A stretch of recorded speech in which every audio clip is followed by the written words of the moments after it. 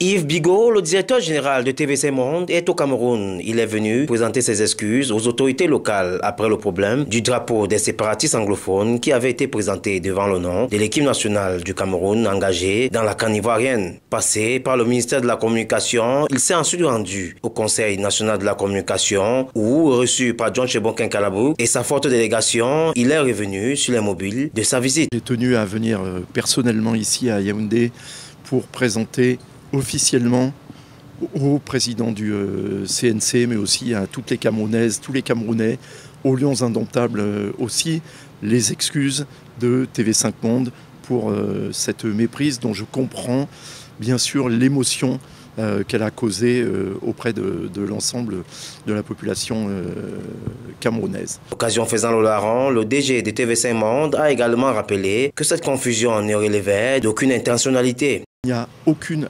intentionnalité ni aucune malignité dans cette erreur qui, comme cela arrive souvent quand il y a un accident d'avion, est en fait non pas une cause unique, mais un enchaînement d'erreurs techniques et de manque de vigilance dans la validation des éléments qui ont été présentés à l'antenne. Comme celui du Cameroun, le drapeau de la Guinée a aussi été confondu à celui de la Guinée-Bissau. Martel Yves Bigot. Le drapeau du Cameroun, d'ailleurs, n'a pas été le seul à être mal représenté à l'antenne, puisque celui de la Guinée était lui aussi pas le bon et avait été confondu avec celui de la Guinée-Bissau.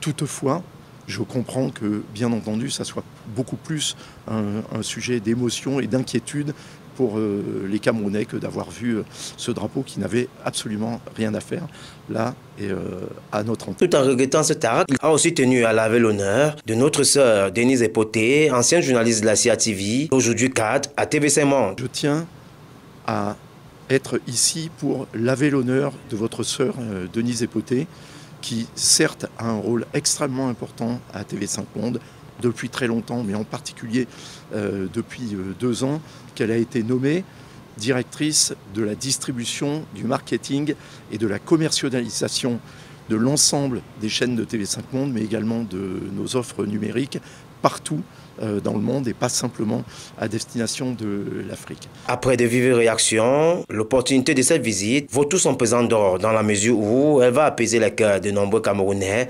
jaloux de leur drapeau national.